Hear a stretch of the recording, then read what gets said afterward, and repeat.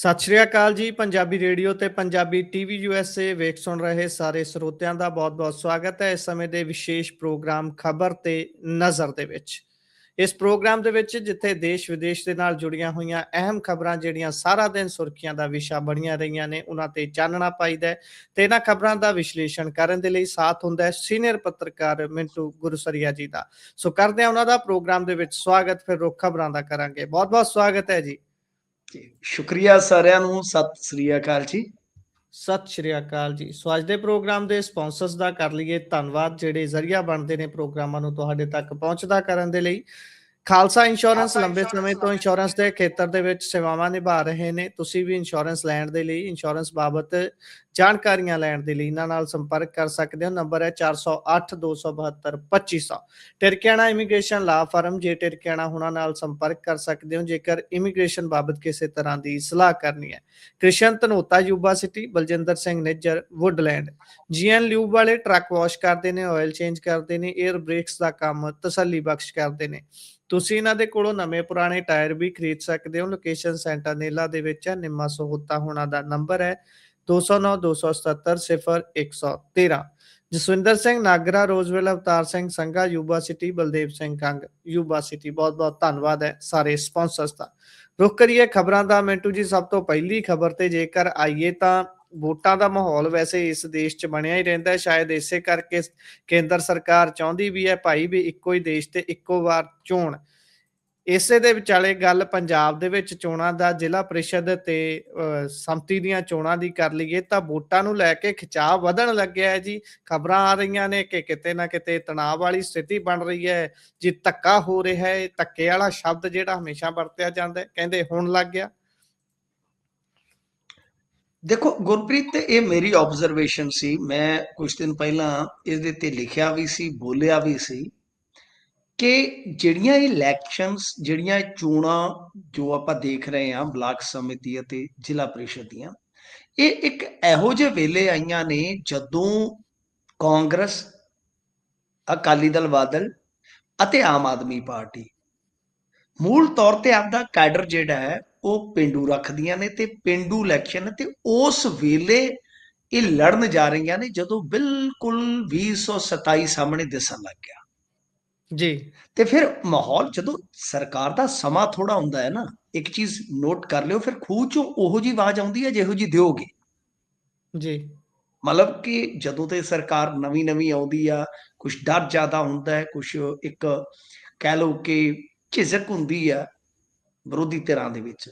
ਪਰ ਜਦੋਂ ਪਤਾ ਹੋਵੇ ਨਾ ਕਿ ਬਈ ਹੁਣ ਇਹਨਾਂ ਦੇ ਕੁਝ ਮਹੀਨੇ ਰਹਿ ਗਏ ਆ, ਤਾਂ ਜਿਹੜਾ ਐਕਸ਼ਨ ਦਾ ਰਿਐਕਸ਼ਨ ਵੱਖਰੀ ਕਿਸਮ ਦਾ ਹੁੰਦਾ ਹੈ।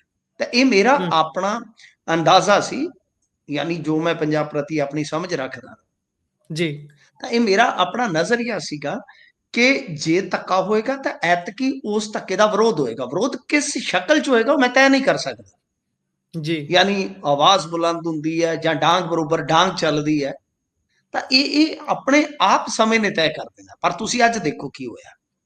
ਵੈਸੇ ਤਾਂ ਕੱਲ ਤੋਂ ਤੁਸੀਂ ਦੇਖੋ ਕਿ ਕੱਲ ਤੋਂ ਅਫਸਰ ਜਿਹੜੇ ਆ ਉਹ NOC ਨਾ ਦਈਏ ਇਸ ਕਰਕੇ ਦਫ਼ਤਰਾਂ 'ਚ ਬਹਿਣੋਂ ਹਟ ਗਏ। ਅਟਾਰੀ, ਵੇਰਕਾ, ਫਿਰ ਲੁਧਿਆਣਾ ਟੂ ਨਾਭੇ ਦਾ ਰੌਲਾ ਪਿਆ। ਇਸ ਤੋਂ ਇਲਾਵਾ ਕਈ ਥਾਵਾਂ ਤੋਂ ਰਿਪੋਰਟ ਹੋਇਆ, ਬਕਾਇਦਾ ਤੁਸੀਂ ਪੰਜਾਬੀ ਟ੍ਰਿਬਿਊਨ 'ਚ ਇਹ ਖਬਰ ਵੀ ਪੜ੍ਹ ਸਕਦੇ ਹੋ ਜੀ ਕਿ ਅਫਸਰ ਗਾਇਬ ਨੇ ਦਫ਼ਤਰ ਦੇ ਵਿੱਚੋਂ। ਕਾਰਨ ਕਿ ਜੇ ਉਹ ਬਹਿੰਦੇ ਨੇ ਤੇ ਉਹਨਾਂ ਨੂੰ ਪਤਾ ਹੈ ਕਿ ਅਕਾਲੀਆਂ ਨੇ ਤੇ ਕਾਂਗਰਸੀਆਂ ਨੇ ਸਾਡੇ ਝੱਗੇ ਪਾੜ ਦੇਣੇ ਆ ਖਿੱਚ ਖਿੱਚ ਕੇ। ਜੀ। ਠੀਕ ਹੈ ਜੀ। ਜੇ NOC ਦਿੰਦੇ ਆ ਤੇ ਉਹਨਾਂ ਨੂੰ ਪਤਾ ਹੈ ਕਿ ਦਿੱਲੀ ਦਰਬਾਰ ਨੇ ਜਾਂ ਦਿੱਲੀ ਦਰਬਾਰ ਦੇ ਜਿਹੜੇ ਅਹਿਲਕਾਰ ਨੇ ਪੰਜਾਬ ਤੋਂ, ਉਹਨਾਂ ਨੇ ਸਾਡੇ ਨਾਲ ਬੁਰੀ ਕਰਨੀ। ਉਹਦਾ ਹੱਲ ਇਹੋ ਆ ਕਿ ਫੋਨ ਬੰਦ ਕਰ ਲਓ, ਡਰਾਈਵਰ ਨੂੰ ਕੋਈ ਕਹੋ ਕਿ 4 ਲੀਟਰ ਤੇਲ ਵੱਧ ਪਾ ਕੇ ਤੇ ਗੇੜੇ ਕੱਢੀ ਜਾ ਸ਼ਹਿਰ ਦੇ ਆਲੇ ਦੁਆਲੇ। ਜੀ। ਹੁਣ ਦੂਜੇ ਪਾਸੇ ਆ ਜਾਓ। ਅੱਜ ਮਾਝੇ ਦੇ ਵਿੱਚ ਤੁਸੀਂ ਵੇਖੋ ਕਿ ਸੁਖਬੀਰ ਸਿੰਘ ਬਾਦਲ ਉਚੇਚੇ ਪਹੁੰਚੇ ਹੋਏ ਸੀ।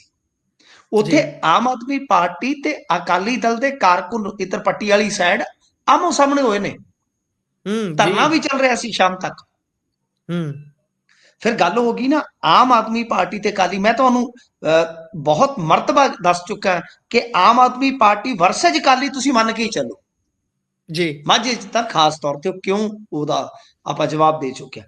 ਇਸ ਤੋਂ ਇਲਾਵਾ ਅੱਜ ਇੱਕ ਹੋਰ ਵੱਡੀ ਘਟਨਾ ਘਟੀ, ਔਰ ਤੁਸੀਂ ਇਹ ਦੇਖੋ ਕਿ ਆਨਲਾਈਨ, ਕਿਉਂਕਿ ਹੁਣ ਛਪੇ ਹੋਏ ਅਖਬਾਰ ਤੇ ਇਸ ਵੇਲੇ ਤੁਸੀਂ ਪੜ੍ਹ ਨਹੀਂ ਸਕਦੇ, ਜੀ, ਉਹ ਤੇ ਇੰਡੀਆ ਦੇ 12 ਵਜੇ ਤੋਂ ਬਾਅਦ ਹੀ ਪ੍ਰਿੰਟ ਆਊਟ ਹੁੰਦੇ, ਤੁਹਾਨੂੰ ਪਤਾ ਹੀ ਆ। ਜੀ, ਪਰੰਤੂ ਤੁਸੀਂ ਡਿਜੀਟਲ ਜਿਹੜੇ ਵਰਸ਼ਨ ਹੈਗੇ ਨੇ ਇਹਨਾਂ ਅਖਬਾਰਾਂ ਦੇ ਜਾਂ ਕੁਝ ਵੀ, ਤਾਂ ਤੁਸੀਂ ਦੇਖੋਗੇ ਰਿਪੋਰਟਿੰਗ ਬਹੁਤ ਘੱਟ ਹੋ ਰਹੀ ਹੈ ਇਹਨਾਂ ਮੁੱਦਿਆਂ ਤੇ। ਜੀ, ਜੀ, ਇਹ ਵੀ ਇੱਕ ਗੱਲ ਵੇਖਣ ਵਾਲੀ ਆ। ਯਾਨੀ ਇਹਦਾ ਮਤਲਬ ਹੈ ਕਿ ਖਬਰਾਂ ਜਿਹੜੀਆਂ ਨੇ ਉਹ ਕਿਤੇ ਨਾ ਕਿਤੇ ਸ਼ਾਇਦ ਛਾਣ ਕੇ ਦਿੱਤੀਆਂ ਜਾ ਰਹੀਆਂ, ਕਿ ਜ਼ਿਆਦਾਤਰ ਬਈ ਖਬਰਾਂ ਇਦਾਂ ਦੀਆਂ ਨੇ ਕਿ ਨਕਾਰਾਤਮਕਤਾ ਉਹਨਾਂ ਦੇ ਵਿੱਚ ਜ਼ਿਆਦਾ ਹੁੰਦੀ ਹੈ ਸਰਕਾਰ ਪ੍ਰਤੀ, ਤੇ ਉਹਦਾ ਰਿਐਕਸ਼ਨ ਸੋਸ਼ਲ ਮੀਡੀਆ ਤੇ ਇੱਕ ਵੱਖਰੀ ਕਿਸਮ ਦਾ ਹੁੰਦਾ ਹੈ। ਜੀ, ਪਰ ਅੱਜ ਉੱਥੇ ਪਟਿਆਲੇ ਜ਼ਿਲ੍ਹੇ ਦੇ ਵਿੱਚ ਇੱਕ ਇਹਨਾਂ ਦਾ ਸਾਬਕਾ ਸਰਪੰਚ ਕਾਲੀਆਂ ਦਾ, ਹੁਣ ਜੀ, ਇਹ ਤੈਅ ਨਹੀਂ ਹੈ, ਇਹ ਸਿੱਧ ਨਹੀਂ, ਉਹ ਗਲੀ ਦੇ ਵਿੱਚ ਡਿੱਗਾ ਪਿਆ। ਮੈਂ ਵੀਡੀਓ ਦੇਖੀ ਆ, ਪੁਲਿਸ ਵਾਲੇ ਕਹਿੰਦੇ ਨੇ ਕਿ ਇਹ ਘਰੋਂ ਭੱਜਣ ਲੱਗਾ ਜਦੋਂ ਰੇਡ ਪਈ ਆ, ਕਿਉਂਕਿ ਉਹਨੇ ਜੀ, ਕਾਗਜ਼ ਭਰੇ ਸਨ ਸ਼ਾਇਦ, ਕਿ ਭਰਨੇ ਸੀ। ਜੀ, ਹੁਣ ਇਹ ਵੀ ਇੱਕ ਬੜਾ ਵੱਡਾ ਸਵਾਲ ਪੈਦਾ ਹੋ ਜਾਂਦਾ ਹੈ ਕਿ ਜੇ ਉਹ ਬੰਦਾ ਕ੍ਰਿਮੀਨਲ ਹੈ, ਉਹਦੇ ਤੇ ਕੇਸ ਨੇ, ਤਾਂ ਜੀ, ਪੁਲਿਸ ਉਹਨੂੰ ਹੁਣੇ ਹੀ ਕਿਉਂ ਫੜਨ ਆਈ ਆ ਜਦੋਂ ਉਹ ਇਲੈਕਸ਼ਨ ਲੜਨ ਜਾ ਰਿਹਾ ਹੈ? ਉਹਨੇ ਹੁਣ ਦੱਸਦੇ ਆ ਕਿ ਛਾਲ ਮਾਰੀ ਹੈ ਜਾਂ ਇਹ ਕੋਈ ਅਣਹੋਣੀ ਹੋਈ ਆ, ਇਹ ਤੇ ਪਤਾ ਜੀ, ਨਹੀਂ ਲੱਗ ਸਕਿਆ। ਪਰ ਫਿਲਹਾਲ ਉਹਦੀ ਇੱਕ ਵੀਡੀਓ ਜਿਹੜੀ ਆ ਗਲੀ ਦੇ ਵਿੱਚ ਬੇਹੋਸ਼ ਪਿਆ, ਤੇ ਲੋਕ ਉੱਚੀ ਉੱਚੀ ਰੋ ਰਹੇ ਉਹਦੇ ਨੇੜੇ ਕਿ ਬਈ ਇਹਨੂੰ ਚੁੱਕੋ, ਮਾਰਤਾ ਹੋ ਗਈ ਆ। ਮਤਲਬ ਕਿ ਇੱਥੋਂ ਤੱਕ ਕਹਾਣੀਆਂ ਚਲੇ ਗਈਆਂ ਨੇ। ਤੇ ਮਾਝੇ ਦੇ ਵਿੱਚ ਦੇਰ ਸ਼ਾਮ ਤੱਕ ਸੁਖਬੀਰ ਸਿੰਘ ਬਾਦਲ ਡਟੇ ਹੋਏ ਸਨ। ਸੁਖਬੀਰ ਸਿੰਘ ਬਾਦਲ ਹੋਰਾਂ ਨੇ ਤੇ ਅੱਜ ਇੱਕ ਵੱਖਰੀ ਗੱਲ ਕਹੀ ਹੈ, ਤੇ ਪੱਟੀ ਵਾਲਿਆਂ ਨੂੰ ਤੇ ਵੰਗਾਰ ਕੇ ਕਿਹਾ ਕਿ ਤੁਹਾਡਾ ਸੇਵਾਦਾਰ ਹਾਜ਼ਰ ਹੈ। ਮੈਨੂੰ ਲੱਗਦਾ ਕਿ ਉਹਨਾਂ ਨੇ ਆਪਣੇ ਭਣਵਈਏ ਦਾ ਪਤਾ ਬਿਲਕੁਲ ਹੀ ਕੱਟਤਾ, ਜੀ, ਕਿਉਂਕਿ ਉਹ ਤੇ ਸ਼ਾਇਦ ਹੁਣ ਅੰਮ੍ਰਿਤਸਰ ਦਫ਼ਤਰ ਬਣਾ ਰਹੇ ਆ। ਕਿਤੇ ਇਹ ਤੇ ਨਹੀਂ ਹੋ ਗਿਆ ਕਿਤੇ ਉਹ ਅੰਮ੍ਰਿਤਸਰ ਨੂੰ ਭੇਜਦੇ ਆ ਹੁਣ ਮਜੀਠੀਆ ਸਾਹਿਬ, ਤੇ ਪਤਾ ਨਹੀਂ ਹਲੇ ਆਉਣਗੇ ਕਿ ਨਹੀਂ ਆਉਣਗੇ। ਢਿੱਲੀ ਪੈ ਗਈ ਗੱਲ ਦੀ ਗਾਨੀ, ਤੂੰ ਪਰਦੇਸੋਂ ਨਹੀਂ ਮੁੜਿਆ। ਤਾਂ ਗੱਲ ਇਹ ਆ ਕਿ ਉਹਨਾਂ ਨੇ ਤੇ ਪਤਾ ਨਹੀਂ ਕਦੋਂ ਮੁੜਨਾ ਹੈ। ਅੰਮ੍ਰਿਤਸਰ ਦੇ ਵਿੱਚ ਉਹਨਾਂ ਦਾ ਦਫ਼ਤਰ ਬਣ ਰਿਹਾ ਕੈਰੋਂ ਸਾਹਿਬ ਦਾ। ਤਾਂ ਇਹ ਵੀ ਇੱਕ ਅੱਜ ਇਹਨਾਂ ਨੇ ਉੱਥੇ ਮਾਝੇ ਦੀ ਧਰਤੀ ਤੇ ਨਵਾਂ ਹੀ ਚੁੰਝ ਚਰਚਾ ਛੇੜ ਦਿੱਤਾ ਹੈ ਗੁਰਪ੍ਰੀਤ, ਜਿੱਦਾਂ ਕਿਹਾ ਕਿ ਮੈਂ ਤੁਹਾਡਾ ਸੇਵਾਦਾਰ ਹਾਜ਼ਰ ਹਾਂ। ਤਾਂ ਗੱਲ ਇਹ ਆ ਕਿ ਇਹ ਵੀ ਆਪਣੇ ਆਪ ਦੇ ਵਿੱਚ, ਕਿਉਂਕਿ ਮਾਝੇ ਤੋਂ ਸੁਖਬੀਰ ਸਿੰਘ ਬਾਦਲ ਦੇ ਲੜਨ ਦੇ ਚਰਚੇ ਵੀ ਚੱਲਦੇ ਪਏ ਜੀ, ਕਿ ਮਾਝੇ ਤੋਂ ਇਲੈਕਸ਼ਨ ਲੜ ਸਕਦੇ। ਸੋ ਲਿਹਾਜ਼ਾ ਦੇਖੋ, ਮੈਂ ਵਾਰ-ਵਾਰ ਕਹਿਣਾ ਕਿ ਠੀਕ ਆ, ਮੈਂ ਐਵੇਂ ਕਹਾਂ ਕਾਲੀਆਂ ਨੇ ਵੀ ਆਪਦੇ ਦੌਰ 'ਚ ਇਹੋ ਕੁਝ ਕੀਤਾ। ਮਾਨਾ ਦੀ ਜਿਹੜੀ ਹਿੰਸਾ ਹੋਈ ਸੀ, ਤੁਹਾਨੂੰ ਸ਼ਾਇਦ ਨਹੀਂ ਪਤਾ ਹੋਏਗਾ, ਮਾਨਾ ਦੀ ਹਿੰਸਾ ਦਾ ਇੱਕ ਬਲਾਕ ਸੰਮਤੀ ਤੇ ਜ਼ਿਲ੍ਹਾ ਪ੍ਰੀਸ਼ਦ ਦਾ ਇਲੈਕਸ਼ਨ ਸੀ। ਮੈਂ ਉਦੋਂ ਨਵਾਂ ਹੀ ਪੱਤਰਕਾਰਤਾ 'ਚ ਆਇਆ ਸੀ, ਤੇ ਬਹੁਤ ਕੁਝ ਸਿੱਖਣ ਨੂੰ ਮਿਲਿਆ। ਉਦੋਂ ਪੰਜਾਬ ਦੇ ਦਿੱਗਜ ਪੱਤਰਕਾਰ ਉੱਥੇ ਬੈਠੇ ਮੈਨੂੰ ਮਿਲੇ ਸੀ, ਤੇ ਮੈਨੂੰ ਸਿੱਖਣ ਦਾ ਬਹੁਤ ਸ਼ੌਂਕ ਹੈ ਸ਼ੁਰੂ ਤੋਂ ਗੁਰਪ੍ਰੀਤ, ਤੇ ਮੈਂ ਉਹਨਾਂ 2-4 ਦਿਨਾਂ ਦੇ ਵਿੱਚ ਬਹੁਤ ਵੱਡੇ ਪੱਤਰਕਾਰਾਂ ਦੀ ਸੰਗਤ ਕਰਕੇ ਬਹੁਤ ਕੁਝ ਸਿੱਖਿਆ ਸੀ। ਇਵਨ ਦੈਟ ਕਿ ਅੱਜ ਨੈਸ਼ਨਲ ਨਿਊਜ਼ ਪੇਪਰਾਂ ਦੇ ਵਿੱਚ ਵੀ ਜਿਹੜੇ ਵੱਡੇ ਅਹੁਦਿਆਂ ਤੇ ਬੈਠੇ ਸੀ, ਉਸ ਟਾਈਮ ਗਰਾਊਂਡ ਤੇ ਉਹ ਰਿਪੋਰਟ ਕਰ ਰਹੇ ਸੀਗੇ। ਤਾਂ ਕਹਿਣ ਦਾ ਮਤਲਬ ਇਹ ਹੈ ਕਿ ਮੈਂ ਇਹਨਾਂ ਦੇ ਦੌਰ ਦੇ ਵਿੱਚ ਉਹ ਸਮਾਂ ਦੇਖਿਆ ਜਦੋਂ ਇੱਕ ਪਿੰਡ ਦੇ ਵਿੱਚ ਹਿੰਸਾ ਹੁੰਦੀ ਹੈ, ਤੇ ਉਸ ਤੋਂ ਬਾਅਦ 3 ਕੇ 4 ਦਿਨ ਉਹ ਪਿੰਡ ਬਿਲਕੁਲ ਏਦਾਂ ਕਹਿ ਲਓ ਕਿ ਜਿਵੇਂ ਆਪਾਂ ਸ਼ਮਸ਼ਾਨ ਦੀ ਚੁੱਪ ਕਹਿ ਦਿੰਦੇ ਆ ਨਾ, ਏਦਾਂ ਬਣਾ ਦਿੱਤਾ ਸੀ। ਮੈਂ ਉਹ ਵੀ ਦੌਰ ਦੇਖਿਆ। ਮੈਂ ਇਹਨਾਂ ਚੀਜ਼ਾਂ ਨੂੰ ਜਸਟੀਫਾਈਬਲ ਨਹੀਂ ਕਰਦਾ ਕਿ ਉਹ ਤੁਹਾਡੇ ਸਮੇਂ ਏਦਾਂ ਸੀ ਤੇ ਅੱਜ ਏਦਾਂ ਨਹੀਂ। ਮੈਂ ਕਹਿੰਦਾ ਕਿ ਰੀਤ ਟੁੱਟਣੀ ਚਾਹੀਦੀ ਹੈ। ਸਰਕਾਰ ਨੂੰ ਆਪਣੇ ਕੀਤੇ ਕੰਮਾਂ ਤੇ ਯਕੀਨ ਕਰਨਾ ਚਾਹੀਦਾ ਕਿ ਲਓ ਜੀ ਚੱਕੋ, ਜੇ ਅਸੀਂ ਕੀਤਾ ਤੇ ਸਾਡਾ ਰਿਪੋਰਟ ਕਾਰਡ ਤੁਹਾਡੇ ਹੱਥ ਹੈ, ਤੁਹਾਡਾ ਪੈਨ ਹੈ, ਭਰ ਦਿਓ ਜਿੰਨੇ ਨੰਬਰ ਭਰਨੇ। ਤੇ ਜੇ ਕਿਤੇ ਨੰਬਰ ਘੱਟ ਵੀ ਆ ਜਾਣਗੇ, ਜਿਵੇਂ ਕੱਚੇ ਪੇਪਰ ਹੁੰਦੇ ਆ, ਤੁਹਾਡੇ ਕੋਲ ਕੱਚੇ ਪੇਪਰਾਂ ਤੇ ਪੱਕੇ ਪੇਪਰਾਂ ਦੇ ਦਰਮਿਆਨ ਸਮਾਂ ਹੁੰਦਾ, ਤੁਸੀਂ ਆਪਣੀ ਮਿਹਨਤ ਕਰਕੇ ਅੱਗੇ ਨਿਕਲ ਜਾਓ। ਪਰ ਮੈਨੂੰ ਨਹੀਂ ਲੱਗਦਾ ਫ੍ਰੀ ਐਂਡ ਫੇਅਰ ਇਲੈਕਸ਼ਨ ਜਿਹੜਾ ਹੈ ਉਹ ਐਤਕੀ ਵੀ ਹੋਣ ਜਾ ਰਿਹਾ, ਕਿਉਂਕਿ ਅੱਜ ਵੀ ਪਟਿਆਲੇ ਜ਼ਿਲ੍ਹੇ ਤੋਂ ਖਬਰਾਂ ਆ ਰਹੀਆਂ ਨੇ, ਝਿੰਜਰ ਸਾਹਿਬ ਜਿਹੜੇ ਆ ਇਹਨਾਂ ਦੇ, ਮੈਂ ਜਿਵੇਂ ਕਹਿ ਰਿਹਾ ਵਾਰ-ਵਾਰ, ਇਸ ਨੂੰ ਅਦਰਵਾਈਜ਼ ਨਾ ਲਿਓ ਕਿ ਕਾਲੀਆਂ, ਕਿਉਂਕਿ ਕਾਂਗਰਸੀ ਹਾਲੇ ਐਕਸ਼ਨ 'ਚ ਨਹੀਂ ਆਏ ਕਿਤੇ। ਕਾਂਗਰਸੀ ਆਪਣੀਆਂ ਟਿਕਟਾਂ ਦਾ ਕਰ ਰਹੇ ਨੇ ਆਪਦੇ ਪੱਧਰ ਤੇ, ਉਹ ਐਨਓਸੀ ਵਗੈਰਾ ਜਿਹੜੇ ਆ ਲੈ ਕੇ ਉਹ ਤੁਹਾਨੂੰ ਫਿਰ ਮੈਦਾਨ 'ਚ ਦਿਸਣਗੇ। ਫਿਲਹਾਲ ਕਾਲੀ ਬਹੁਤ ਐਗਰੈਸ਼ਨ ਦੇ ਨਾਲ ਆ ਰਹੇ ਨੇ ਮੈਦਾਨ 'ਚ, ਤੇ ਪਟਿਆਲੇ ਝਿੰਜਰ ਸਾਹਿਬ ਜਿਹੜੇ ਇਹਨਾਂ ਦੇ ਯੂਥ ਵਾਲੇ ਆ, ਉਹ ਤੇ ਕੰਧ ਟੱਪ ਕੇ ਸ਼ਾਇਦ ਅੰਦਰ ਵੜ ਗਏ ਸਨ। ਤਾਂ ਉੱਥੇ ਪਟਿਆਲੇ 'ਚ ਵੀ ਇਹੋ ਜਿਹੀਆਂ ਹੀ ਚਰਚਾਵਾਂ ਨੇ ਕਿ ਉੱਥੇ ਵੀ ਧੱਕ-ਮਧੱਕਾ ਚੱਲੀ ਜਾਂਦਾ ਜੀ। ਜੀ, ਖਬਰਾਂ ਆਉਣਗੀਆਂ ਆਉਣ ਵਾਲੇ ਦਿਨਾਂ 'ਚ। ਚਲੋ ਖੈਰ ਸੁੱਖੀ ਮੰਗਦੇ ਆ, ਅੱਗੇ ਚੱਲੀਏ। ਤੇ ਬੀਜੇਪੀ ਨੇਤਾ ਦੀ ਕੁੜੀ ਨੇ ਕੀਤੀ ਹੈ ਜੀ ਖੁਦਕੁਸ਼ੀ। ਹਾਂਜੀ ਦੇਖੋ, ਇਹ ਕੋਈ ਭਾਰਤੀ ਜਨਤਾ ਪਾਰਟੀ ਦੇ ਲੀਡਰ ਸਨ ਜਿਨ੍ਹਾਂ ਦੀ ਬੇਟੀ ਨੇ ਸੁਸਾਈਡ ਕੀਤਾ ਹੈ। ਪਰ ਸਭ ਤੋਂ ਵੱਡੀ ਗੱਲ ਇਹ ਆ ਕਿ ਇਹ ਜਿਹੜਾ ਪਰਿਵਾਰ ਆ ਬਰਨਾਲੇ ਦੇ ਵਿੱਚ ਕੋਈ ਮਤਲਬ ਪਰਿਵਾਰ ਸੀ ਜਿਹੜੇ ਕਿ ਭਾਰਤੀ ਜਨਤਾ ਪਾਰਟੀ ਨਾਲ ਜੁੜੇ ਸੀਗੇ, ਸੁਸਾਈਡ ਕੀਤਾ ਹੈ ਤੇ ਘਰ ਦੇ ਵਿੱਚ ਹੀ ਫੰਦਾ ਲਾਇਆ। ਇਹ ਬੀਏ ਲਾਸਟ ਈਅਰ ਦੀ ਜਿਹੜੀ ਸੀਗੀ ਉਹ ਸਟੂਡੈਂਟ ਸੀਗੀ ਤੇ ਦੱਸਦੇ ਆ ਕਿ ਕਾਲਜ ਦੀ 5000 ਫੀਸ ਜਮ੍ਹਾਂ ਨਾ ਕਰਾਉਣ ਦੇ ਚੱਲਦਿਆਂ ਇਹ ਕੁੜੀ ਜਿਹੜੀ ਸੀਗੀ ਉਹ ਸੁਸਾਈਡ ਕਰ ਜਾਂਦੀ ਆ। ਔਰ ਇਹਦੀ ਮਾਂ ਜਿਹੜੀ ਆ ਰਾਣੀ, ਉਹ ਜੀ ਬਰਨਾਲਾ ਭਾਰਤੀ ਜਨਤਾ ਪਾਰਟੀ ਦੀ ਸੈਕਟਰੀ ਹੈ, ਸਕੱਤਰ ਜੀ ਹੈ। ਇਹ ਆਪਣੇ ਆਪ ਦੇ ਵਿੱਚ ਮੇਰੇ ਖਿਆਲ ਦੇ ਨਾਲ ਭਾਰਤੀ ਜਨਤਾ ਪਾਰਟੀ ਵਾਸਤੇ ਸ਼ਰਮ ਦਾ ਸਬਬ ਹੋਣਾ ਚਾਹੀਦਾ ਹੈ। ਮੈਂ ਤੇ ਕਹਿੰਦਾ ਆ ਕਿ ਚੱਪਣੀ 'ਚ ਨੱਕ ਡੋਬ ਕੇ ਸਾਡੇ ਸਾਰੇ ਹਾਕਮਾਂ ਵਾਸਤੇ, ਚਾਹੇ ਪੰਜਾਬ ਦਾ ਹੋਵੇ ਤੇ ਚਾਹੇ ਦਿੱਲੀ ਦਾ ਹੋਵੇ, ਇਹ ਤੇ ਨੱਕ ਡੋਬ ਕੇ ਇੱਥੇ ਬੈਠੇ ਰਹਿਣ ਵਾਲਾ ਹਾਲ ਹੋਣਾ ਚਾਹੀਦਾ ਹੈ ਕਿ ਇੱਕ ਲੜਕੀ ਯਾਰ 5000 ਨੂੰ ਜਾਨ ਗਵਾ ਜਾਵੇ ਤੇ ਉਹ ਵੀ 5000 ਉਹਨੂੰ ਚਾਹੀਦਾ ਕਾਹਦੇ ਵਾਸਤੇ? ਫੀਸ ਵਾਸਤੇ। ਲੱਖ ਲਾਹਨਤ ਆ ਤੇ ਲੱਖ ਦੀ ਮੈਂ ਕਹਿੰਦਾ ਕਰੋੜ ਲਾਹਨਤ ਪਾ ਦਿਓ ਸਾਡੇ ਸਿਸਟਮ ਤੇ ਕਿ ਕੋਈ ਬੱਚਾ ਇੱਥੇ ਭਾਰਤੀ ਜਨਤਾ ਪਾਰਟੀ ਦਾ ਸਵਾਲ ਨਹੀਂ, ਭਾਰਤੀ ਜਨਤਾ ਪਾਰਟੀ ਤੇ ਸਵਾਲ ਤੇ ਅਸੀਂ ਕਰਦੇ ਹੀ ਆ, ਪਰ ਇੱਥੇ ਸਵਾਲ ਸਾਡੇ ਸਾਰਿਆਂ ਤੇ ਹੀ ਆ ਕਿ ਅਸੀਂ ਕਿਸ ਸਿਸਟਮ ਦਾ ਹਿੱਸਾ ਬਣ ਕੇ ਕਿਸ ਸਿਸਟਮ ਨੂੰ ਅਸੀਂ ਅਪਣਾ ਚੁੱਕੇ ਹਾਂ ਕਿ ਜਿੱਥੇ ਸਾਡੇ ਨਾਲ ਦੇ ਘਰ ਦੇ ਵਿੱਚ ਪਤਾ ਹੀ ਨਹੀਂ ਕੀ ਕੁਝ ਚੱਲਦਾ ਪਿਆ। ਜੀ ਤੋ ਦੇਖੋ ਇਹ ਆ, ਇਹ ਕਦੇ ਨਾਂ ਬਦਲ ਦਿੰਦੇ, ਪ੍ਰਧਾਨ ਮੰਤਰੀ ਦੇ ਦਫ਼ਤਰ ਦਾ ਨਾਂ ਰੱਖ ਦਿੱਤਾ ਜੀ, ਆਖੇ ਇਹ ਕੀ ਨਾਂ ਤੋਂ ਤੁਸੀਂ ਸ਼ਾਇਦ ਹੁਣ ਸੇਵਕ ਤੀਰਥ, ਸੇਵਾ ਤੀਰਥ ਜੀ ਹੈ, ਤੇ ਆਖੇ ਜੀ ਰਾਜ ਭਵਨ ਦਾ ਨਾਂ ਰੱਖ ਦਿੱਤਾ ਲੋਕ ਭਵਨ। ਲਓ ਨਾਂ ਬਦਲ ਕੇ। ਮੈਂ ਕਿਹਾ 47 ਤੱਕ ਤੁਸੀਂ ਸ਼ਾਇਦ ਭਾਰਤ ਦਾ ਨਾਂ ਸੁਰਗ ਰੱਖ ਦਿਓ ਤੇ ਸਾਨੂੰ ਬਣਾ ਦਿਓ ਸੁਰਗਵਾਸੀ, ਬਸ ਠੀਕ ਠਾਕ ਆ। ਤਾਂ ਗੱਲ ਇਹ ਆ ਕਿ ਭਾਈ ਇੱਧਰ ਧਿਆਨ ਦੇਣ ਦੀ ਜ਼ਰੂਰਤ ਆ। ਪਿੱਛੇ ਜੇ ਮੈਂ ਦੇਖਿਆ ਸੀ ਰਾਜਪੁਰੇ ਦੇ ਲਾਗੇ ਬਹੁਤ ਸਾਰੀਆਂ ਲੜਕੀਆਂ ਨੂੰ ਸਕੂਲ ਡ੍ਰੌਪ ਕਰਨਾ ਪਿਆ, ਪੜ੍ਹਾਈ ਛੱਡਣੀ ਪਈ, ਕਾਰਨ ਕਿ ਲਾਗੇ ਬੰਨੇ ਮਤਲਬ ਕਿ ਸਕੂਲ ਹੀ ਹੈ ਨਹੀਂ ਜੀ। ਤਾਂ ਇਹ ਸਾਡੇ ਵਾਸਤੇ ਬਹੁਤ ਸ਼ਰਮਨਾਕ ਗੱਲ ਆ ਕਿ ਇੱਕ ਬੇਟੀ, ਇੱਕ ਬੱਚੀ ਜੇ 5000 ਦੀ ਫੀਸ ਖੁਣੋਂ ਮਰੀ ਆ, ਜਿਵੇਂ ਉਹਦੀ ਮਾਂ ਕਹਿ ਰਹੀ ਆ, ਤਾਂ ਬਹੁਤ ਹੀ ਇਹ ਕੇਂਦਰ ਸਰਕਾਰ ਹੋਵੇ ਚਾਹੇ ਸੂਬਾ ਸਰਕਾਰ ਹੋਵੇ ਤੇ ਚਾਹੇ ਸਮਾਜ ਹੋਵੇ, ਸਾਡੇ ਸਾਰਿਆਂ ਵਾਸਤੇ ਹੀ ਇਹ ਬੜੀ ਸ਼ਰਮਿੰਦਗੀ ਦੀ ਗੱਲ ਆ। ਜੀ ਅੱਗੇ ਜੇਕਰ ਚਲੀਏ ਤਾਂ ਉਧਰ ਐਮਪੀ ਅੰਮ੍ਰਿਤਪਾਲ ਸਿੰਘ ਹੋਣਾ ਦੇ ਹੱਕ ਦੇ ਵਿੱਚ ਪ੍ਰਦਰਸ਼ਨ ਹੋਇਆ ਜੀ, ਬੇੜੀਆਂ ਹੱਥਾਂ ਤੇ ਗਲੇ ਦੇ ਵਿੱਚ ਪਾ ਕੇ ਪ੍ਰਦਰਸ਼ਨ ਕੀਤਾ, ਕਿਹਾ ਵੀ ਭਾਈ ਸਾਡੇ ਐਮਪੀ ਨੂੰ ਰਿਹਾ ਕਰੋ, ਕਹਿ ਰਹੇ ਸੀ ਨਾਰਾ ਧਰਨਾਕਾਰੀ ਪ੍ਰਦਰਸ਼ਨਕਾਰੀ ਜੀ। ਤੁਹਾਨੂੰ ਸ਼ਾਇਦ ਯਾਦ ਹੋਏਗਾ, ਮੈਂ ਜੇ ਨਹੀਂ ਤਾਂ ਯਾਦ ਦਿਵਾਉਣਾ ਤੁਹਾਨੂੰ, ਭਾਰਤੀ ਜਨਤਾ ਪਾਰਟੀ ਦੀ ਆਪਾਂ ਗੱਲ ਕੀਤੀ ਹੈ, ਆਮ ਆਦਮੀ ਪਾਰਟੀ ਦੀ ਗੱਲ ਕੀਤੀ ਆ। ਹੁਣ ਭਾਰਤੀ ਜਨਤਾ ਪਾਰਟੀ ਵਾਲਿਆਂ ਨੇ ਆਪੋਜੀਸ਼ਨ 'ਚ ਰਹਿੰਦਿਆਂ ਕੀ ਡਰਾਮੇ ਕੀਤੇ ਸੀ, ਉਹ ਹੁਣ ਤਾਂ ਲੋਕ ਭੁੱਲ ਗਏ ਹੋਣੇ, ਬਹੁਤ ਵੱਡਾ ਸਮਾਂ ਹੋ ਗਿਆ।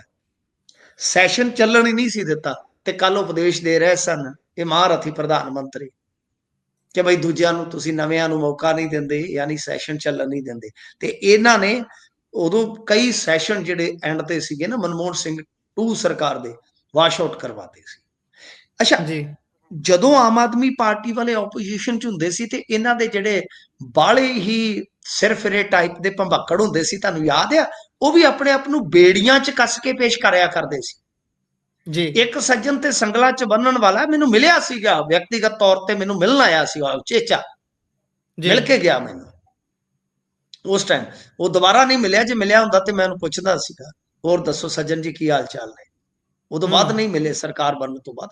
ਸਰਕਾਰ ਬਣਨ ਤੋਂ ਪਹਿਲਾਂ ਜ਼ਰੂਰ ਮਿਲਿਆ ਸੀ ਮੈਨੂੰ, ਉਹ ਚੇਚਾ ਮਿਲਣ ਆਇਆ ਸੀ, ਕਹਿੰਦਾ ਸੀਗਾ ਕਿ ਮੈਂ ਉਹੀ ਆ, ਜੰਜੀਰਾਂ 'ਚ ਬੰਨ ਕੇ ਰੱਖਦਾ ਸੀ ਜਦੋਂ ਵਿਖੇ ਰੈਲੀ ਹੁੰਦੀ ਸੀ। ਇੱਕ ਸਾਡੇ ਮਲੋਟ ਦਾ ਸੱਜਣ ਸੀ, ਉਹ ਵੀ ਭਗਤ ਸਿੰਘ ਬਣਿਆ ਕਰਦਾ ਸੀਗਾ, ਬੇੜੀਆਂ 'ਚ ਜਕੜ ਕੇ ਆਪਣੇ ਆਪ ਨੂੰ ਇਹਨਾਂ ਦੇ ਮੰਚਾਂ ਤੇ ਜਾਂਦਾ ਸੀ। ਜਦੋਂ ਸਰਕਾਰ ਬਣੀ ਤੇ ਸਭ ਤੋਂ ਪਹਿਲੀ ਮਲੋਟ 'ਚ ਬਗਾਵਤ ਜਾਂ ਪੂਰੇ ਪੰਜਾਬ 'ਚ ਸਰਕਾਰ ਦੇ ਖਿਲਾਫ ਕਿਸੇ ਨੇ ਕੀਤੀ ਤੇ ਉਹਨੇ ਕੀਤੀ ਸੀ ਜੀ। ਮਤਲਬ ਕਿ ਅੱਜ ਤੁਸੀਂ ਵੇਖੋ ਕਿ ਪ੍ਰਦਰਸ਼ਨਕਾਰੀ ਇਸੇ ਹੀ ਆਮ ਆਦਮੀ ਪਾਰਟੀ ਦੇ ਖਿਲਾਫ ਖੁਦ ਨੂੰ ਬੇੜੀਆਂ 'ਚ ਜਕੜ ਕੇ ਪ੍ਰਦਰਸ਼ਨ ਕਰ ਰਹੇ ਆ ਜੀ। ਸਿੰਬੋਲਿਕਲੀ, ਇਹ ਸਿੰਬੋਲਿਕਲੀ ਆ ਨਾ, ਚਿੰਨ੍ਹਾਤਮਕ ਤੌਰ ਤੇ। ਉਦੋਂ ਉਹ ਕੀ ਕਹਿੰਦੇ ਸੀ, ਉਹ ਭੰਬਕੜਾਂ ਦੇ ਜ਼ਰੀਏ ਮੈਸੇਜ ਦਿੰਦੇ ਸਨ ਕਿ ਸਿਆਸੀ ਗੁਲਾਮੀ ਨੂੰ ਕੱਟਣਾ ਹੈ ਅਸੀਂ, ਇਹਨਾਂ ਜੰਜੀਰਾਂ ਨੂੰ, ਇਹਨਾਂ ਸੰਗਲਾਂ ਨੂੰ ਜੀ। ਹੁਣ ਕਿੰਨੀ ਕੁ ਗੁਲਾਮੀ ਕੱਟੀ ਗਈ ਉੱਥੇ ਤੁਸੀਂ ਉਹ ਦੱਸ ਸਕਦੇ ਹੋ। ਆਡੀਅנס ਹੀ ਦੱਸ ਸਕਦੀ ਹੈ ਜਾਂ ਪੰਜਾਬੀ ਦੱਸ ਸਕਦੇ, ਮੈਂ ਤੇ ਨਹੀਂ ਦੱਸ ਸਕਦਾ। ਹੁਣ ਦੂਜੇ ਪਾਸੇ ਜੇ ਤੁਸੀਂ ਵੇਖੋਗੇ ਤਾਂ ਅੱਜ ਦਾ ਜਿਹੜਾ ਪ੍ਰਦਰਸ਼ਨ ਸੀ ਸਿੰਬੋਲਿਕਲੀ ਉਹ ਉਸੇ ਤਰ੍ਹਾਂ ਹੀ ਹੈ ਕਿ ਬਈ ਜੀ ਸਾਡੇ ਮੈਂਬਰ ਪਾਰਲੀਮੈਂਟ ਨੂੰ ਆਜ਼ਾਦ ਕਰੋ। ਕਿਸ ਦੇ ਜੀ ਖਿਲਾਫ? ਜਿਹੜੇ ਕਿ ਕਿਸੇ ਵੇਲੇ ਮੈਂ ਜਿਵੇਂ ਤੁਹਾਨੂੰ ਦੱਸਿਆ ਵਾ ਕਿ ਇਹ ਆਪ ਵੀ ਇਦਾਂ ਦੇ ਪ੍ਰਦਰਸ਼ਨ ਕਰਦੇ ਰਹੇ। ਬਹਰਹਾਲ ਅੱਜ ਦਾ ਜਿਹੜਾ ਇਹ ਪ੍ਰਦਰਸ਼ਨ ਸੀ ਇੱਕ ਤਰ੍ਹਾਂ ਨਾਲ ਇਹ ਮੈਮੋਰੰਡਮ ਹੀ ਸੀਗਾ, ਜਿਹੜਾ ਜੀ ਰਣਜੀਤ ਐਵੇਨਿਊ ਚ ਹੋ ਕੇ ਪ੍ਰਦਰਸ਼ਨ ਜਿਹੜਾ ਹੈ ਉਹ ਡੀਸੀ ਦਫ਼ਤਰ ਦੇ ਮੂਹਰੇ ਗਿਆ ਹੈ। ਹੁਣ ਇਹਨਾਂ ਨੇ ਅੱਜ ਕਿਹਾ ਤਰਸੇਮ ਸਿੰਘ ਹੋਰਾਂ ਤੋਂ ਲੈ ਕੇ ਜਿਹੜੇ ਦੂਜੇ ਬੁਲਾਰੇ ਬੋਲੇ ਨੇ, ਜੇ ਉਹਨਾਂ ਦਾ ਸਾਰਿਆਂ ਦਾ ਆਪਾਂ ਲੱਬੋ ਲੁਬਾਬ ਰੱਖੀਏ ਤੇ ਇਹੋ ਆ ਕਿ ਅਮਰਤਪਾਲ ਸਿੰਘ ਨੂੰ ਰਿਹਾ ਨਾ ਕਰਨਾ, ਪੈਰੋਲ ਨਾ ਦੇਣੀ, ਮਤਲਬ ਕਿ ਇੱਕ ਕਿਸਮ ਨਾਲ ਲੋਕਤੰਤਰ ਦਾ ਹੀ ਗਲਾ ਘੁੱਟਣਾ। ਦੂਜੀ ਚੀਜ਼ ਗੁਰਪ੍ਰੀਤ ਜਿਹੜੀ ਕਿ ਦੇਖਣ ਸਮਝਣ ਵਾਲੀ ਆ ਉਹ ਇਹ ਆ ਕਿ ਇਸ ਪ੍ਰਦਰਸ਼ਨ ਤੋਂ ਅੱਗੇ ਇਹਨੂੰ ਅੰਦੋਲਨ ਚ ਬਦਲਣ ਦੀ ਚੇਤਾਵਨੀ ਵੀ ਆ। ਜੀ ਮਤਲਬ ਕਿ ਆਉਣ ਵਾਲੇ ਸਮੇਂ ਦੇ ਪ੍ਰਦਰਸ਼ਨ ਕੀ ਹੁੰਦਾ? ਇੱਕ ਸੀਮਤ ਜਗ੍ਹਾ ਤੇ। ਅੰਦੋਲਨ ਕੀ ਹੁੰਦਾ? ਕਿ ਅਸੀਮਤ ਪਸਾਰ, ਹੱਦਾਂ ਤੋਂ ਬਾਹਰ। ਤਾਂ ਗੱਲ ਇਹ ਆ ਕਿ ਇਸ ਵਕਤ ਜਿਹੜੇ ਹਾਲਾਤ ਬਣ ਰਹੇ ਨੇ, ਤੁਸੀਂ ਕੱਲ ਰਵਨੀਤ ਬਿੱਟੂ ਦਾ ਬਿਆਨ ਸੁਣਿਆ ਹੀ ਹੋਣਾ ਹੈ ਗੁਰਪ੍ਰੀਤ। ਜੀ ਰਵਨੀਤ ਬਿੱਟੂ ਹੋਰਾਂ ਨੇ ਕਿਸ ਤਰ੍ਹਾਂ ਦਾ ਬਿਆਨ ਦਿੱਤਾ ਸੀਗਾ, ਯਾਦ ਹੋਏਗਾ ਤੁਹਾਨੂੰ। ਰਵਨੀਤ ਜੀ ਜੀ ਬਿੱਟੂ ਕਹਿ ਰਹੇ ਸੀਗੇ ਕਿ ਬਈ ਪੰਜਾਬ ਸਰਕਾਰ ਅਮਰਤਪਾਲ ਸਿੰਘ ਨੂੰ ਪੈਰੋਲ ਕਿਉਂ ਨਹੀਂ ਦਿੰਦੀ? ਜੀ ਉਹ ਤਾਂ ਡਿਪਲੋਮੈਸੀ ਖੇਡ ਕੇ ਜੇ ਤੁਸੀਂ ਦੇਖੋਗੇ ਰਵਨੀਤ ਬਿੱਟੂ ਤਾਂ ਪੂਰੇ ਨੰਬਰ ਗੇਨ ਕਰੀ ਜਾਂਦੇ ਨੇ ਨਾ, ਜੀ ਕਿਉਂਕਿ ਉਹਨਾਂ ਨੂੰ ਪਤਾ ਹੈ ਕਿ ਡੀਸੀ ਦੀ ਸਿਫਾਰਿਸ਼ ਤੇ ਐਨਐਸਏ ਲੱਗਾ, ਡੀਸੀ ਦੀ ਸਿਫਾਰਿਸ਼ ਤੇ ਪੈਰੋਲ ਖਰਾਬ ਹੋਈ ਆ। ਆਪੇ ਜੀ ਆਪੋ ਵਿੱਚ ਦੀ ਲੱਗੇ ਰਹਿਣ, ਸਾਨੂੰ ਕੀ ਹੈ ਵੀ। ਹੂੰ ਘਿਰਨਾ ਤੇ ਹੁਣ ਭਗਵੰਤ ਮਾਨ ਹੋਰਾਂ ਨੇ ਜਾਂ ਆਮ ਆਦਮੀ ਪਾਰਟੀ ਨੇ, ਅਸੀਂ ਤੇ ਸਾਈਡ ਤੇ ਆ। ਪਰ ਉਹਨਾਂ ਨੂੰ ਜੀ ਬੰਦਾ ਪੁੱਛੇ ਕਿ ਜੇ ਅਮਰਤਪਾਲ ਸਿੰਘ ਦੀ ਪੈਰੋਲ, ਠੀਕ ਹੈ ਤੁਸੀਂ ਕਹਿੰਦੇ ਹੋ ਕਿ ਸੂਬਾ ਸਰਕਾਰ ਜਿਹੜੀ ਹੈ ਉਹ ਦੇਵੇ, ਤੇ ਫਿਰ ਇੰਜੀਨੀਅਰ ਰਾਸ਼ਿਦ ਜਿਹਦੀ ਤੁਸੀਂ ਕੱਲ ਮਿਸਾਲ ਵੀ ਦਿੱਤੀ ਆ ਕਿ ਉਹ ਸੈਸ਼ਨ 'ਚ ਹਿੱਸਾ ਲੈ ਸਕਦਾ ਤੇ ਅਮਰਤਪਾਲ ਸਿੰਘ ਕਿਉਂ ਨਹੀਂ? ਤੇ ਫਿਰ ਉਹਦੀ ਪੈਰੋਲ ਵੀ ਕਰਾ ਦਿਓ, ਉਹ ਤੇ ਕੇਂਦਰ ਨੇ ਕਰਾਉਣੀ ਆ, ਜੀ ਉਹਦੀ ਵੀ ਕਰਾ ਦਿਓ। ਉਹ ਤੇ ਗਾਰਦ ਲਵਾ ਕੇ ਜਾਂਦਾ ਹੈ। ਜੀ ਹਾਲਾਂਕਿ ਮੈਂ ਹੈਰਾਨ ਇਸ ਗੱਲੋਂ ਕਿ ਅਮਰਤਪਾਲ ਸਿੰਘ ਹੋਰਾਂ ਦੀ ਲੀਗਲ ਟੀਮ ਨੇ ਉਹ ਆਪਸ਼ਨ ਕਿਉਂ ਨਹੀਂ ਇਸਤੇਮਾਲ ਕੀਤਾ। ਬਹਰਹਾਲ ਇਹੋ ਆ ਕਿ ਇਦਾਂ ਚੇਤਾਵਨੀ ਤੋਂ ਲੱਗਦਾ ਹੈ ਕਿ ਆਉਣ ਵਾਲੇ ਸਮੇਂ ਦੇ ਵਿੱਚ ਅਮਰਤਪਾਲ ਸਿੰਘ ਦੀ ਰਿਹਾਈ ਨੂੰ ਲੈ ਕੇ ਹੋ ਸਕਦਾ ਕਿ ਅੰਮ੍ਰਿਤਸਰ ਤੋਂ ਬਾਹਰ ਵੀ ਪ੍ਰਦਰਸ਼ਨ ਜਿਹੜੇ ਆ ਜਾਂ ਮੁਜ਼ਾਹਰੇ ਜਿਹੜੇ ਆ ਉਹ ਵੇਖਣ ਨੂੰ ਮਿਲ ਸਕਣ ਆਪਾਂ।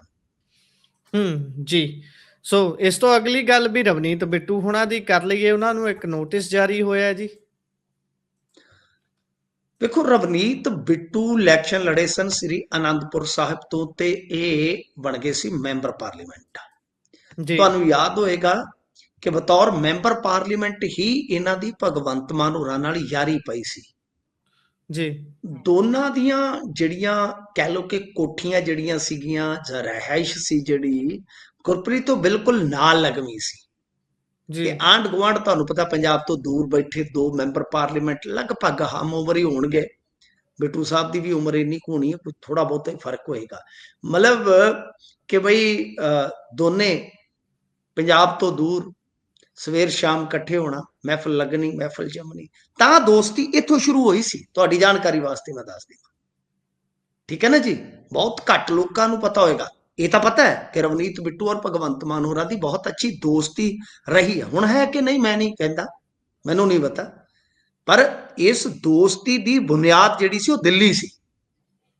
ਹੁਣ ਆ ਜਾਈਏ ਦੂਜੀ ਗੱਲ ਤੇ ਕਿ ਸ੍ਰੀ ਅਨੰਦਪੁਰ ਸਾਹਿਬ ਜਦੋਂ ਇਹ ਐਮਪੀ ਦੇ ਤੌਰ ਤੇ ਗਏ ਤਾਂ ਇਹਨਾਂ ਨੂੰ ਬੀਬੀਐਮਬੀ ਦੇ ਥਰੂ ਇੱਕ ਨੰਗਲ ਸ਼ਾਇਦ ਨੰਗਲ ਕਰਕੇ ਨਾ ਕੋਈ ਕਲੋਨੀ ਹੈ, ਤਾਂ ਉਸ ਕਲੋਨੀ ਦੇ ਵਿੱਚ ਮਤਲਬ ਕਿ 2 ਮਕਾਨ ਅਲਾਟ ਹੋਏ ਆ। ਜੀ ਠੀਕ ਹੈ ਜੀ, ਪੂਰਾ ਨਾਮ ਮੈਨੂੰ ਯਾਦ ਨਹੀਂ ਹੈ। ਉਸ ਕਲੋਨੀ ਦਾ ਬੜੀ ਮਸ਼ਹੂਰ ਕਲੋਨੀ ਹੈ ਵੈਸੇ, ਬੜੀ ਉਹ ਮਤਲਬ ਕਿ ਕਿਸੇ ਸਮੇਂ ਤਾਂ ਕਹਿ ਲਓ ਕਿ ਸੁਪਨਾ ਹੀ ਸੀ। ਅੱਜ ਕੱਲ ਤੇ ਤੁਹਾਨੂੰ ਪਤਾ ਬਥੇਰੀਆਂ ਲੋਕੇਸ਼ਨਾਂ ਜਿਹੜੀਆਂ ਉਸ ਤਰ੍ਹਾਂ ਦੀਆਂ ਬਣ ਜਾਂਦੀਆਂ ਨੇ। ਤਾਂ ਜੀ ਬਹਰਹਾਲ 2 ਮਕਾਨ ਜਿਹੜੇ ਅਲਾਟ ਹੋਏ ਸੀਗੇ, ਉਹਦੇ ਚ ਕੀ ਹੈ ਕਿ ਰਵਨੀਤ ਬਿੱਟੂ ਨੂੰ ਵਾਰ-ਵਾਰ ਨੋਟਿਸ ਭੇਜੇ ਗਏ, ਦੱਸਦੇ ਇਹਨਾਂ ਨੇ ਜਵਾਬ ਹੀ ਨਹੀਂ ਦਿੱਤਾ। ਜੀ ਉਤੇ ਬਾਅਦ ਫਿਰ ਉਹਨਾਂ ਨੇ ਰੈਂਟ ਪਾਉਣਾ ਸ਼ੁਰੂ ਕਰ ਦਿੱਤਾ ਤੇ ਰੈਂਟ ਇਸ ਵੇਲੇ ਦੱਸਦੇ ਆ ਕਿ 17 ਲੱਖ ਬਣਿਆ ਤੇ 17 ਲੱਖ ਦਾ ਨੋਟਿਸ ਇਹਨਾਂ ਨੂੰ ਭਿਜਵਾ ਦਿੱਤਾ ਗਿਆ ਹੈ। ਰਵਨੀਤ ਬਿੱਟੂ ਨੇ ਹਾਲੇ ਤੱਕ ਇਹਦੇ ਤੇ ਕੋਈ ਵੀ ਰਿਐਕਟ ਨਹੀਂ ਕੀਤਾ। ਪਰ ਇਹਦੇ ਵਿੱਚ ਇੱਕ ਹੈਰਾਨਗੀ ਦੀ ਗੱਲ ਹੋਰ ਵੀ ਸਾਹਮਣੇ ਆਈ ਆ ਅੱਜ, ਉਹ ਇਹ ਜੀ ਆ ਕਿ ਇੱਕ ਮਕਾਨ ਦੇ ਵਿੱਚ ਅੱਜ ਵੀ ਕਾਂਗਰਸ ਦਾ ਦਫ਼ਤਰ ਚੱਲ ਰਿਹਾ ਹੈ। ਦੇਖੋ, ਜੀ ਅਲਾਟਮੈਂਟ ਹੋਈ ਐਮਪੀ ਕੋਟੇ 'ਚ, ਤੇ ਐਮਪੀ ਸਾਹਿਬ ਤਾਂ ਸਾਬਕਾ ਐਮਪੀ ਹੋ ਗਏ, ਠੀਕ ਜੀ ਹੈ ਜੀ, ਹੁਣ ਉਹ ਰਾਜ ਸਭਾ ਦੇ ਮੈਂਬਰ ਹੈ। ਤੇ ਜੀ ਉਹਨਾਂ ਨੇ ਪਾਰਟੀ ਵੀ ਛੱਡ ਦਿੱਤੀ। ਕਮਾਲ ਹੂੰ ਦੇਖੋ ਤੁਸੀਂ, ਪਾਰਟੀ ਵੀ ਛੱਡ ਦਿੱਤੀ। ਨੰਗਲ ਟਾਊਨਸ਼ਿਪ ਕਲੋਨੀ, ਲਓ ਯਾਦ ਆ ਗਈ। ਤਾਂ ਜੀ ਮਤਲਬ ਕਿ ਉਹਨਾਂ ਨੇ ਪਾਰਟੀ ਵੀ ਛੱਡ ਦਿੱਤੀ, ਪਰ ਹੁਣ ਨੋਟਿਸ ਭੇਜ ਦਿੱਤਾ ਗਿਆ। ਸੋ ਖੈਰ ਦੇਖਦੇ ਆ ਜੀ, ਬਈ ਗੱਲ ਅਸਲ ਦੇ ਵਿੱਚ ਇਹੋ ਆ ਕਿ 17 ਲੱਖ ਦੀ ਵਸੂਲੀ ਦਾ ਜਿਹੜਾ ਇਹ ਨੋਟਿਸ ਆ, ਉਹਦੇ ਤੇ ਕੋਈ ਨਾ ਕੋਈ ਜਵਾਬ ਤੇ ਦੇਣਾ ਪਵੇਗਾ, ਨਹੀਂ ਤੇ 17 ਲੱਖ ਰੁਪਈਆ ਇਹਨਾਂ ਨੂੰ ਭਰਨਾ ਪੈਣਾ। ਹਾਲਾਂਕਿ ਜੀ ਉਧਰੋਂ ਇੱਕ ਕਾਂਗਰਸੀ ਲੀਡਰ ਨੇ ਕਿਹਾ ਕਿ ਮੀਟਰ ਤੇ ਬਿਜਲੀ ਦਾ ਮੇਰੇ ਨਾਮ ਆ ਤੇ ਮੈਂ ਵਕਤ ਤੇ ਬਈ ਬਿੱਲ ਸ਼ਿਲ ਭਰਦੇ ਆ ਅਸੀਂ। ਪਰ ਇਹ ਜੀ ਵੇਖੋ ਤੁਸੀਂ ਕਿੱਡਾ ਹੇਰ ਫੇਰ ਚੱਲਦਾ ਹੈ। ਚਲੋ ਹੁਣ ਹੂੰ ਇਹ ਤੇ ਭਾਜਪਾ ਹੀ ਹੋ ਗਿਆ ਹੈ ਕਿ ਕਿਸੇ ਦੇ ਨਾਮ ਤੇ ਕੋਠੀ ਜਾਂ ਮਕਾਨ ਲਿਆ ਜਾਂਦਾ ਹੈ ਤੇ ਉਹਦੇ ਤੋਂ ਕੰਮ ਕੀ ਲਿਆ ਜਾਂਦਾ, ਤੇ ਇੱਥੋਂ ਤੱਕ ਕਿ ਬਿਜਲੀ ਕਨੈਕਸ਼ਨ ਵੀ ਆਪਣਾ ਲਵਾ ਲਿਆ ਜਾਂਦਾ। ਕੀ ਕਹੋਗੇ ਜੀ ਤੁਸੀਂ? ਇਹ ਵੇਖੋ ਕਿੰਨੀ ਖਚਰੀ ਖੇਡ ਚੱਲਦੀ ਪਈ ਹੈ ਨਾ। ਜੀ ਇਸ ਤੋਂ ਅੱਗੇ ਜੇਕਰ ਚਲੀਏ ਤਾਂ ਉਧਰ ਇਨਸਾਨੀਅਤ ਸ਼ਰਮਸਾਰ ਹੋਈ ਹੈ, ਲਾਸ਼ਾਂ ਦੇ ਹੀ ਗਹਿਣੇ ਲਾ ਕੇ ਲੈ ਗਿਆ ਜੀ ਕੋਈ। ਇੱਕ ਖਬਰ ਤੁਸੀਂ ਸੋਸ਼ਲ ਮੀਡੀਆ ਦੀ ਗਲੀ ਚੋਂ ਲੰਘਦਿਆਂ ਗੁਜ਼ਰਦਿਆਂ ਵੇਖੀ ਹੋਏਗੀ ਕਿ ਇੱਕ ਜੋੜੇ ਦੀ ਡੈਥ ਹੋ ਗਈ ਸੀਗੀ, ਮੌਤ ਹੋ ਗਈ ਸੀ। ਉਸ ਵੇਲੇ ਜਦੋਂ ਉਹ ਲਾੜੀ ਨੂੰ ਯਾਨੀ ਬੇਟੀ ਨੂੰ ਵਿਦਾ ਕਰਕੇ ਆ ਰਹੇ ਸਨ, ਠੀਕ ਹੈ ਜੀ, ਜੀ ਸੜਕ ਹਾਦਸੇ ਦੇ ਦੌਰਾਨ। ਵੈਸੇ ਇਹ ਮਾਮਲਾ ਨਿਰੋਲ ਲਾਪਰਵਾਹੀ ਦਾ ਹੈ। ਕੋਈ ਮੇਰਾ ਦੋਸਤ ਹੈ, ਉਹ ਬਹੁਤ ਚੰਗੀ ਤਰ੍ਹਾਂ ਜਾਣਦਾ ਸੀਗਾ ਸਾਰਾ ਕੁਝ, ਤਾਂ ਉਸਨੇ ਮੈਨੂੰ ਦੱਸਿਆ ਕਿ ਲਾਪਰਵਾਹੀ ਦਾ ਹੀ ਮਾਮਲਾ ਹੈ। ਸਰਹੰਦ ਨਗਰ ਕੌਂਸਲ ਦੇ ਕੌਂਸਲਰ ਗੁਲਸ਼ਨ ਰਾਏ ਬੌਬੀ ਜਿਹੜੇ ਆ, ਉਹਨਾਂ ਦੇ ਮੁਤਾਬਕ ਕਿ ਬਈ ਇਹ ਜਿਹੜੇ ਮ੍ਰਿਤਕ ਸੀਗੇ 3 ਲੱਖ ਰੁਪਈਆ ਕੈਸ਼, ਐਪਲ ਫੋਨ ਤੇ 15-16 ਤੋਲੇ ਸੋਨਾ ਜਿਹੜਾ ਸੀਗਾ ਇਹ ਲਾ ਲਿਆ ਗਿਆ। ਇੰਨਾ ਹੀ ਨਹੀਂ, ਜਿਹੜੀ ਔਰਤ ਸੀ ਯਾਨੀ ਮ੍ਰਿਤਕਾ ਸੀ, ਉਹਦੇ ਗਲੇ ਦਾ ਨੈਕਲਸ ਤੱਕ ਵੀ ਉਤਾਰ ਲਿਆ ਗਿਆ ਮੌਤ ਤੋਂ ਬਾਅਦ। ਦੇਖੋ ਜੀ ਹੁੰਦਾ ਕੀ ਆ, 1 ਦਸੰਬਰ ਦਾ ਦਿਨ ਸਾਹਨੇਵਾਲ ਦੇ ਵਿੱਚ ਇਹ ਸਭ ਕੁਝ ਹੋਇਆ। ਬੇਟੀ ਦੀ ਡੋਲੀ ਵਿਦਾ ਕਰਕੇ ਫਤਿਹਗੜ੍ਹ ਦੇ ਜਿਹੜੇ ਇਹ ਸੀਗੇ, ਫਤਿਹਗੜ੍ਹ ਤੋਂ ਸਰਹੰਦ ਵਾਪਸ ਜਾ ਰਿਹਾ ਸੀ ਪਰਿਵਾਰ, ਤਾਂ ਇਨੋਵਾ ਗੱਡੀ ਜੀ ਜਿਹੜੀ ਸੀ ਉਹ ਟਰੱਕ ਦੇ ਵਿੱਚ ਟਕਰਾ ਗਈ ਸੀ, ਜਿਹਦੇ ਕਰਕੇ ਜੋ ਉਹ ਬੇਟੀ ਸੀ, ਇਹਨਾਂ ਦੀ ਦੁਲਹਨ ਸੀ, ਉਹਦੇ ਮਾਤਾ ਪਿਤਾ ਤੇ ਨਾਨੀ, ਇਹਨਾਂ ਤਿੰਨਾਂ ਦੀ ਸ਼ਾਇਦ ਮੌਤ ਹੋਈ ਸੀਗੀ। 2 ਰਿਸ਼ਤੇਦਾਰ ਜ਼ਖਮੀ ਹੋਏ ਸੀਗੇ। ਤਾਂ ਖੈਰ ਇਹ ਆਪਣੇ ਆਪ ਦੇ ਵਿੱਚ ਕਹਿ ਲਓ ਕਿ ਬੜੀ ਹੀ ਸ਼ਰਮਨਾਕ ਗੱਲ ਆ ਕਿ ਪਰਿਵਾਰ ਤੇ ਰਿਸ਼ਤੇਦਾਰ ਜਿਹੜੇ ਸੀ ਉਹ ਹਸਪਤਾਲ 'ਚ ਪਹੁੰਚਾਉਣ 'ਚ ਲੱਗੇ ਰਹੇ ਤੇ ਸਭ ਕੁਝ ਹੋਇਆ। ਕਹਿੰਦੇ ਕਿ ਸਿਰਫ ਸ਼ਗਨ ਦੇ ਲਿਫਾਫੇ ਮਿਲੇ ਆ, ਬਾਕੀ ਜਿਹੜਾ ਸਮਾਨ ਇਹਨਾਂ ਨੇ ਦੱਸਿਆ ਕਿ ਉਹ ਤਕਰੀਬਨ ਗਾਇਬ ਹੋ ਚੁੱਕਾ ਸੀ, ਯਾਨੀ ਕੁਝ ਮੌਕੇ ਤੋਂ ਹੀ ਗਾਇਬ ਹੋ ਗਿਆ। ਤੇ ਰਹਿੰਦੀ ਕਸਰ ਇਹ ਵੀ ਆ ਕਿ ਬਈ ਗਹਿਣੇ ਜਿਹੜੇ ਸੀ, ਜਿਵੇਂ ਨੈਕਲਸ ਵਗੈਰਾ ਸੀ, ਉਹ ਸ਼ਾਇਦ ਡੈੱਡ ਬੋਡੀ ਤੋਂ ਹੀ ਲੈ ਗਿਆ। ਜੀ तो ये बहुत ही शर्मनाक आ, बहुत ही शर्मनाक आ। तो खैर ਇਹਦੇ ਵਿੱਚ ਹੁਣ ਪੁਲਿਸ ਜਾਂਚ ਪੜਤਾਲ ਕਰੇ। ਜੇਕਰ ਕਿਸੇ ਕੋਲ ਵੀ ਇਹ ਸਮਾਨ ਹੈ ਤੇ ਉਹਨੂੰ ਨਾ ਸਿਰਫ ਨਾਮਜ਼ਦ ਕਰਨਾ ਚਾਹੀਦਾ, ਉਹਦੇ ਤੇ ਪਰਚਾ ਪਾ ਕੇ ਉਹਨੂੰ ਅੰਦਰ ਭੇਜਣਾ ਚਾਹੀਦਾ ਔਰ ਉਹਦੀ ਪਛਾਣ ਜਨਤਕ ਕਰਨੀ ਚਾਹੀਦੀ ਹੈ। ਤਾਂ ਬੜੀ, ਮੈਂ ਕਹੂੰਗਾ ਕਿ ਬੜੀ ਹੀ ਮੰਦਭਾਗੀ ਗੱਲ ਆ ਕਿ ਇੱਕ ਤੇ ਪਰਿਵਾਰ ਦੀਆਂ ਖੁਸ਼ੀਆਂ ਜਿਹੜੀਆਂ ਉਹ ਗਮਾਂ ਦੇ ਵਿੱਚ ਰੰਗੀਆਂ ਗਈਆਂ, ਦੂਜੇ ਪਾਸੇ ਕੀ ਆ ਕਿ ਅਸੀਂ ਕਿਤੇ ਦੇਖਦੇ ਆ ਕਿ ਲੱਭਿਆ ਹੋਇਆ ਬੈਗ ਵਾਪਸ ਕੀਤਾ ਜਾਂਦਾ ਹੈ, ਬਹੁਤ ਵਧੀਆ ਗੱਲ ਆ, ਅਸੀਂ ਕਹਿੰਦੇ ਆ ਕਿ ਸ਼ਾਬਾਸ਼।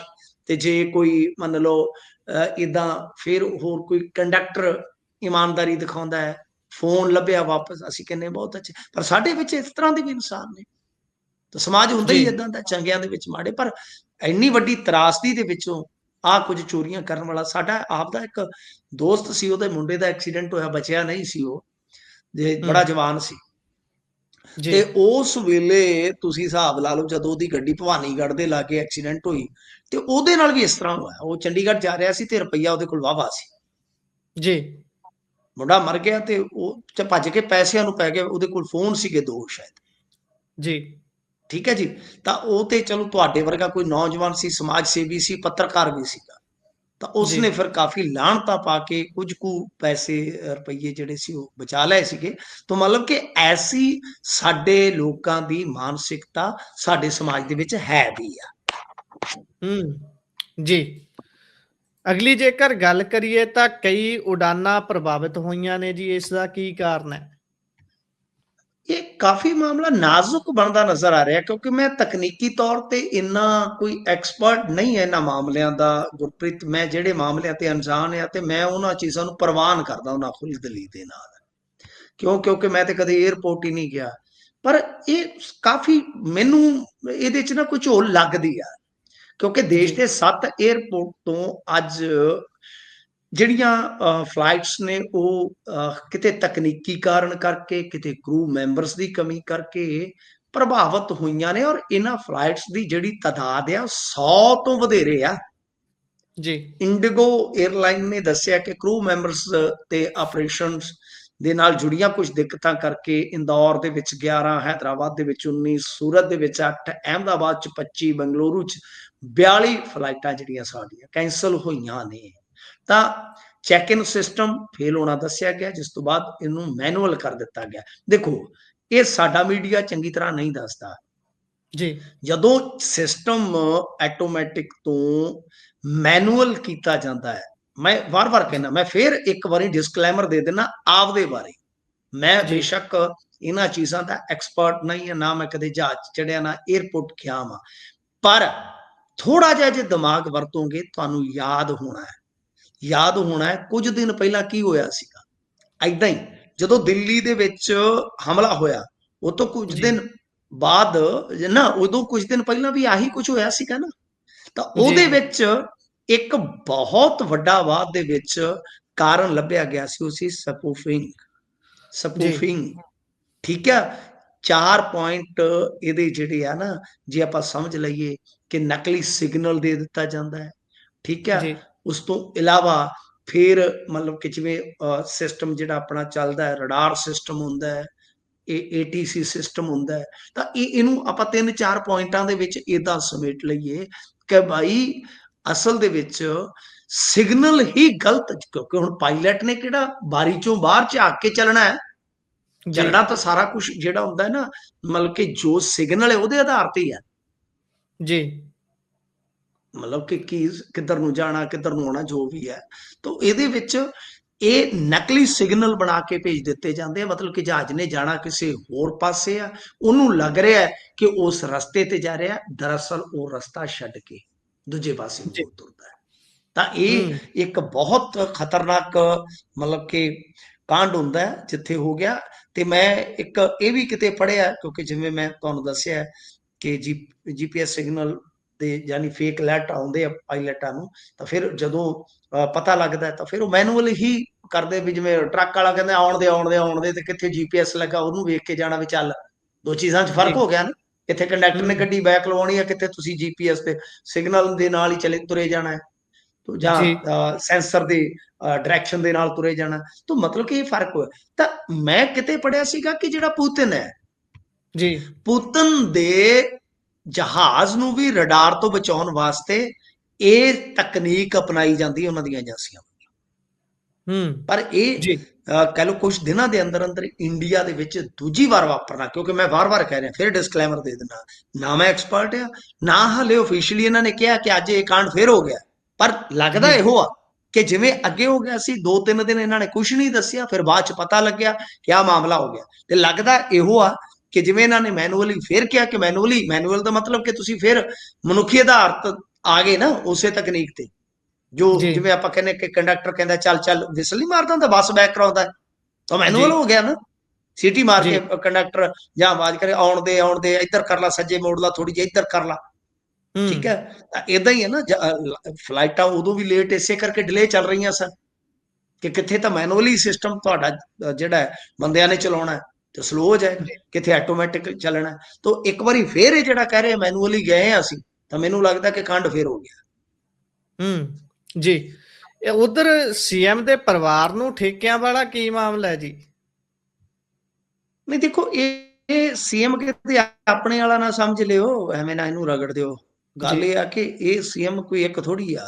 ਜੀ ਇਹ ਮਾਮਲਾ ਗਿਆ ਸੁਪਰੀਮ ਕੋਰਟ, ਜਿੱਥੇ ਪ੍ਰਸ਼ਾਂਤ ਭੂਸ਼ਣ ਹੋਰਾਂ ਨੇ ਜਾ ਕੇ ਕੇਸ ਝਗੜਨਾ ਸਟਾਰਟ ਕਰ ਦਿੱਤਾ। ਦਰਅਸਲ ਕੀ ਹੈ ਕਿ ਅਰੁਣਾਚਲ ਦੇ ਜਿਹੜੇ ਸੀਐਮ ਆ ਖਾਂਡੂ, ਜੀ ਬਈ 10 ਪ੍ਰੇਮਾ ਖਾਂਡੂ ਸਾਲਾਂ, ਹਾਂਜੀ ਖਾਂਡੂ ਪ੍ਰੇਮਾ ਖਾਂਡੂ ਹੈ ਸ਼ਾਇਦ ਉਹਨਾਂ ਦਾ ਨਾਮ।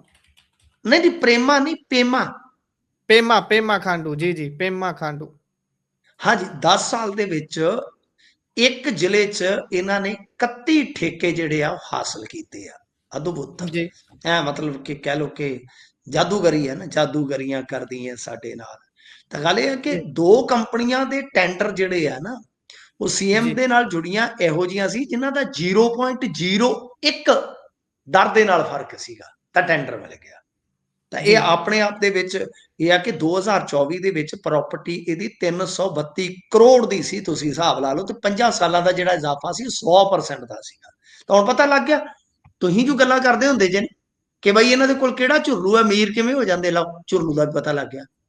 ਜੀ ਹੁਣ ਇਹ ਸੁਪਰੀਮ ਕੋਰਟ ਨੇ ਇੱਕ ਤਫਸੀਲ ਪੂਰਵਕ ਹਲਫਨਾਮਾ ਮੰਗਿਆ ਸਰਕਾਰ ਤੋਂ ਕਿ ਲਿਆਓ ਭਾਈ, ਜੀ ਐਦਾਂ ਠੇਕੇ, ਮਤਲਬ ਕਿ ਇਹ ਤੇ ਬੜ ਕਨਫਲਿਕਟ ਆਫ ਇੰਟਰਸਟ ਛੱਡੋ, ਇਹ ਤੇ ਨਿਹਰਾ ਹੀ ਕਨਫਲਿਕਟ ਆ, ਜੀ ਇਹ ਤੇ ਜੀ ਨਿਹਰਾ ਹੀ ਝਗੜਾ।